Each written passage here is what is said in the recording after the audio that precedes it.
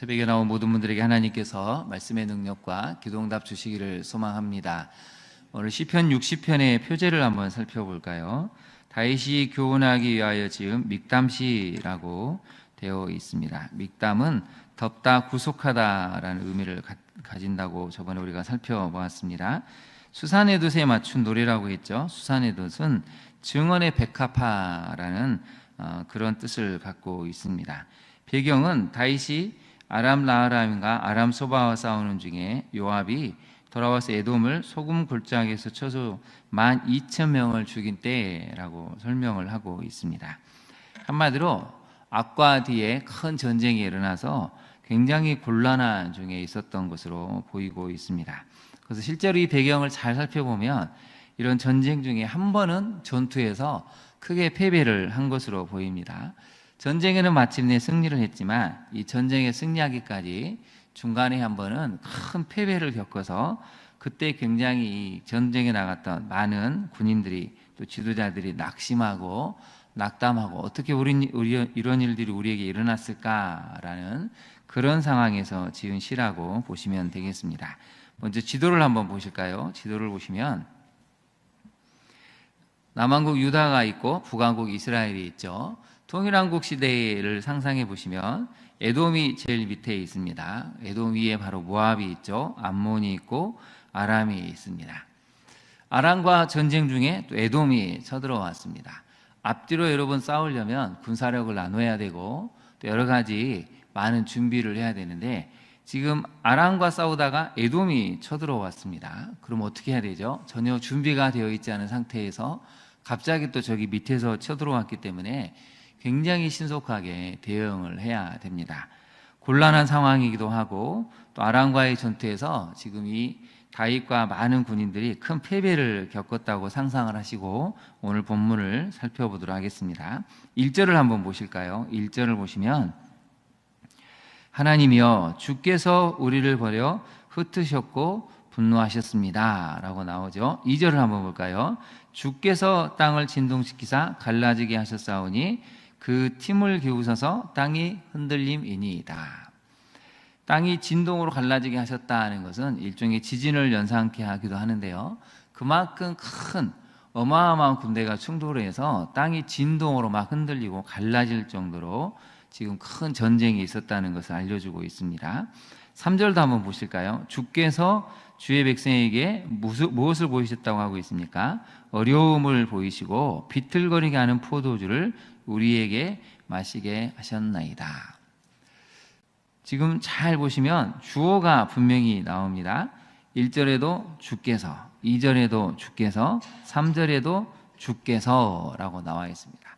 지금 우리가 전쟁에서 패배한 것은 우리의 기술이 부족하거나 군사력이 없거나 약하거나 이런 게 아니고 이 패배는 전적으로 하나님께서 우리에게 허락하신 것인데 어떻게 이럴 수 있습니까? 라는 것을 사실 지금 항변을 하고 있는 것입니다. 하나님, 우리가 주의 이름을 가지고 나왔는데 주님의 이름을 의지해서 전쟁에 참여했는데 어떻게 우리가 이렇게 패배해서 군사들이 뿔뿔이 흩어지고 땅이 진동할 만큼 큰 전쟁에서 우리가 어려운 이 패배라는 어려움을 맛보게 하십니까? 비틀거리게 하는 포도주를 우리에게 마시게 하십니까? 라고 알려주고 있습니다. 그래서 5가지 언어를 씁니다. 주께서 우리를 흩으셨다. 1절을 한번 보실까요? 주께서 우리를 흩으셨습니다.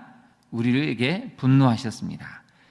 2절도 보시면 주께서 땅을 진동시키사 갈라지게 하셨습니다. 주께서 우리 백성에게 4절, 3절을 보시면 어려움을 보이셨고 마지막 5번째로는 비틀거리게 하는 포도주를 우리에게 마시게 하셨습니다.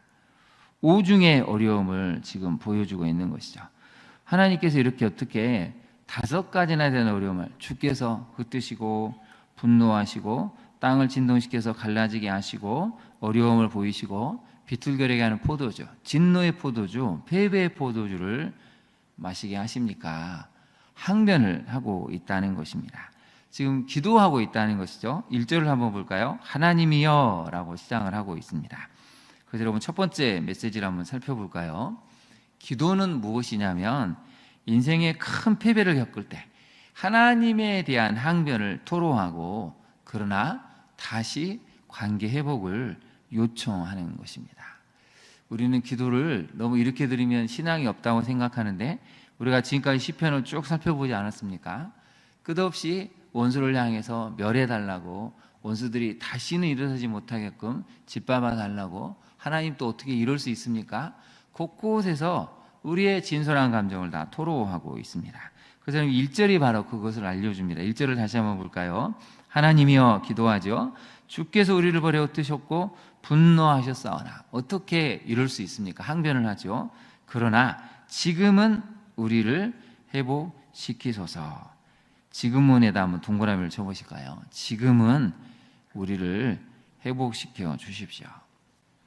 우리가 무엇을 잘못했는지 깨닫게 하시고 왜 이런 전쟁의 패배가 일어난지 알 수는 없지만 그러나 다시 한번 하나님을 의지하오니 하나님 우리를 회복시켜 달라는 것이죠.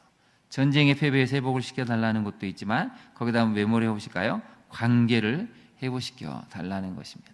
다시 한번 하나님과의 관계가 회복이 되어서 우리가 일어설 수 있는 은총을 달라는 것이죠. 적용을 한번 해볼까요? 여러분 기도하면서 현재의 상황에 대해 하나님께 항변하고 있습니까? 그런 기도가 정직하고 진솔한 기도라는 것이죠. 어떻게 이런 상황에 대해서 우리가 낙심해야 되고 하나님을 의지하고 있는데 이런 상황이 벌어지는지 지금 다윗은 항변하고 있습니다. 그러나 그 속에서도 하나님과 관계 회복을 통해서 다시금 여러분 일어설 것을 확신하고 있습니까? 이게 기도라는 것이죠. 그럼에도 불구하고 다시금 우리를 회복시켜 주십시오. 여기까지 가야 한다는 것입니다. 두 번째를 한번 살펴볼까요? 두 번째 메시지는 하나님께서는 전쟁터에서 주를 경외하는 자와 주를 사랑하는 자를 지키시고 남은 자로 보호해 주신다는 것이죠. 여러분 오늘 본문을 보면 4절과 5절을 한번 보실까요? 주를 경외하는 자에게 깃발을 주시고 진리를 위하여 달게 하셨나이다. 5절도 보시면 주께서 사랑하시는 자를 건지시기 위하여 주의 오른손으로 구원하시고 응답하소서. 밑줄을 그어보실까요? 주를 경외하는 자, 주를 사랑하시는 자, 사랑하는 자 이렇게 나오죠. 한마디로 주님께서 사랑하시는 자, 주를 사랑하는 자를 우리 하나님이 건지시고 남은 자, 이 끔찍한 전쟁에서 남은 자로 보호해 주시기를 요청하고 있죠. 4절을 보시면 깃발을 주신다고 하셨습니다. 전쟁 중에는 깃발이 중요합니다. 깃발을 중심으로 모이기도 하고 흩어지기도 합니다. 그래서 여러분 진리를 위하여 달게 하셨나이다는 어떤 의미가 있냐면 원래 히브리어 본문은 이런 뜻입니다. 진리를 위하여는 화살 때문에 이 깃발을 달게 했다는 것입니다. 수많은 이 전투 중에 많은 군인들이 흩어질 때 또 화살 때문에 어려움을 겪고 있을 때 저기 있는 깃발을 보고 아 저곳으로 피해야 되는구나. 화살 때문에 화살 앞에서 그 깃발을 달게 하시고 보호하시는 하나님의 그 마음을 여기서 엿볼 수가 있다는 것이죠. 하나님은 주님을 경외하는 자, 주께서 사랑하실 수밖에 없는 주님을 사랑하는 자를 보호하시고 남은 자로 하나님이 존속케 하신다는 것을 오늘 본문은 알려주고 있습니다. 여러분 한번 적용을 한번 해볼까요? 우리는 하나님을 사랑하며 하나님을 경외하는 이런 남은 자의 신앙으로 살고 있습니까? 아무리 어렵지만 아무리 힘들지만 정말 패배가 눈앞에 있고 절망뿐인 것 같지만 그래도 그 속에서도 하나님을 경외하고 하나님을 사랑하는 자로 우리가 서 있는가를 오늘 다윗은 분명하게 우리에게 질문을 던지고 있습니다. 다윗이 여러분 평안할 때 이것을 지은 것이 아니고 지금 전쟁의 한가운데서 너무나 큰 패배를 겪었을 때에도 이런 시편을 지으면서 우리에게 교훈을 주고 있다는 것이죠. 전쟁터와 같은 이 삶 속에서 끝없이 패배하는 것 같은 속에서도 그래도 하나님을 사랑하는 자, 주님이 사랑하실 수밖에 없는 그런 믿음을 갖고 있는가? 이것이 오늘 본문이 들려지는 중요한 교훈이라는 것이죠. 마지막 세 번째 메시지를 한번 살펴볼까요? 의심과 불신, 절망의 큰 위기 앞에서도 신앙 공동체는 믿음을 가지고 기다리면서 하나님이 하실 일을 기대해야 한다는 것입니다. 그래서 여러분 오늘 6절과 8절을 한번 볼까요? 6절에서 8절을 보시면 하나님이 그의 거룩하심으로 말씀하시되 내가 뛰놀리라 내가 세겜을 나누며 숫갈꽃자루를 충량하리라. 길르앗이 내 것이고 므낫세도 내 것이며 에브라임은 내 머리에 투구요 유다는 나의 귀이며. 8절을 같이 한번 읽어볼까요? 모압은 나의 목욕통이라 에돔에는 나의 신발을 던지리라. 블레셋이 나로 말미암아 외치라 하셨도다. 이스라엘의 전 영토를 말씀하시면서 8절은 특별히 모압과 에돔, 블레셋에 대해서 이야기를 하고 계십니다. 이스라엘의 원수, 이스라엘을 끊임없이 괴롭히는 이 모압과 에돔, 블레셋을 향해서 하나님이 심판하시겠다는 이 표현을 운유적으로 목욕탕으로 나의 신발을 던지겠다는 표현으로 블레셋이 하나님 때문에 두려워서 외칠 수밖에 없는 두려움의 외침을 주시겠다고 말씀을 하십니다. 그런데 이제 문제는 9절 10절을 한번 볼까요? 여기까지 기도했으면 그래도 하나님이 다시 한번 우리를 사랑하시기 때문에 우리 주님을 경외하는 자에게 승리를 주시기 때문에 우리가 이제 승리하겠습니다 라고 해야 되는데 9절 10절은 조금 표현이 다시 탄식으로 합니다. 누가 나를 이끌어 견고한 성에 들이며 누가 나를 에돔에 인도할까? 하나님의 주께서 우리를 버리지 아니하셨나이까? 하나님의 주께서 우리 군대와 함께 나아가지 아니하시나이다. 처음에는 비탄으로 시작했다가 중간에는 그래서 하나님은 다시 한번 우리에게 힘을 주실 것을 믿습니다. 그래서 하나님의 위대하심을 찬양하고 승리를 노래하는 것 같은데 다시 기도가 어떻게 갑니까? 탄식으로 갑니다. 하나님 왜 우리를 버리셨습니까? 왜 우리 군대와 함께 나아가지 아니하십니까? 하소연을 하고 있는 것이죠. 여러분 기도가 이렇게 갑니다. 처음에는 좌절과 탄식으로 했다가 다시 희망을 품고 그래도 우리가 하나님을 의지하기를 원합니다 이렇게 가는 것 같은데 또 한 번 좌절감이 온다는 것이죠. 탄식이 있고 하나님을 향한 탄원이 있고 애통함이 있습니다.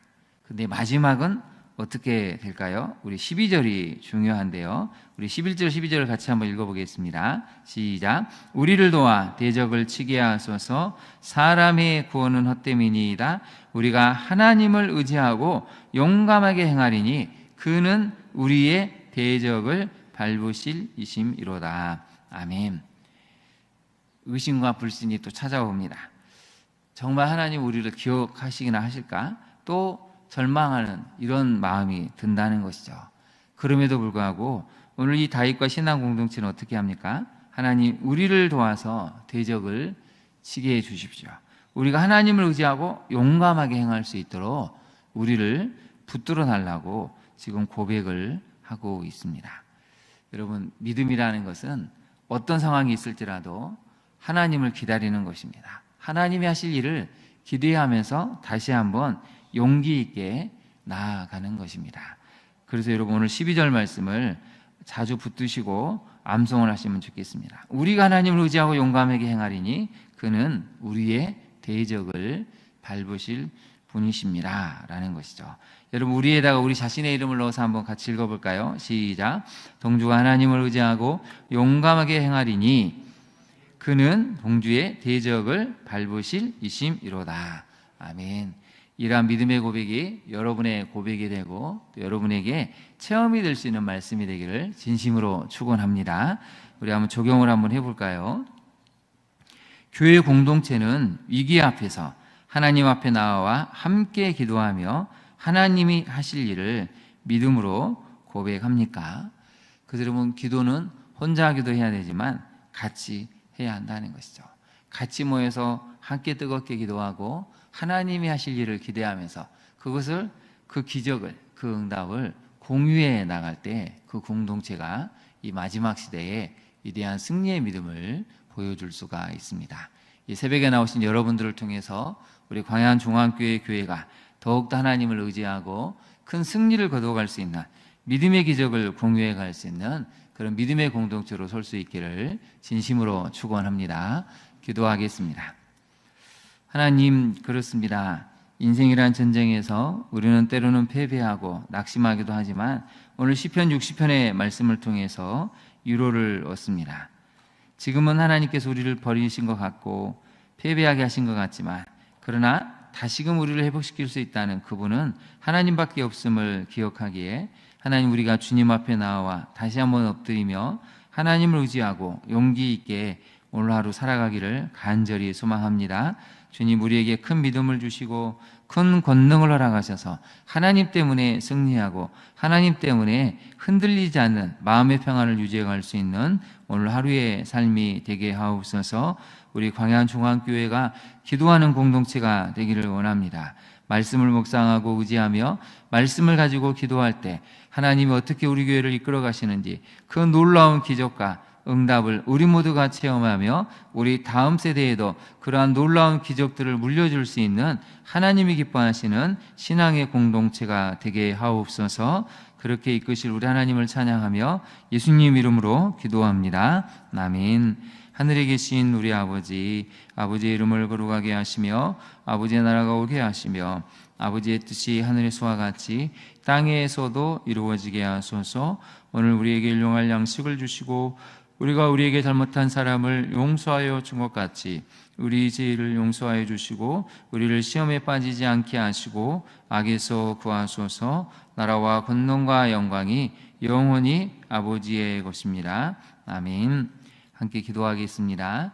하나님, 우리가 인생이란 전쟁터에서도 그래도 하나님을 경외하며 하나님을 사랑하는 자로 서게 해달라고 기도하기를 원합니다. 기도 가운데 또는 우리의 억울함과 또 우리의 원망 여러 가지 것들을 하나님 앞에 솔직하게 토로함으로 감정의 치유를 받게 하옵소서. 그 속에서 또 하나님의 위로를 경험하고 다시 한번 하나님에 대한 믿음을 회복해 갈 수 있는 이런 기도 과정을 겪게 해달라고 기도하기를 원합니다.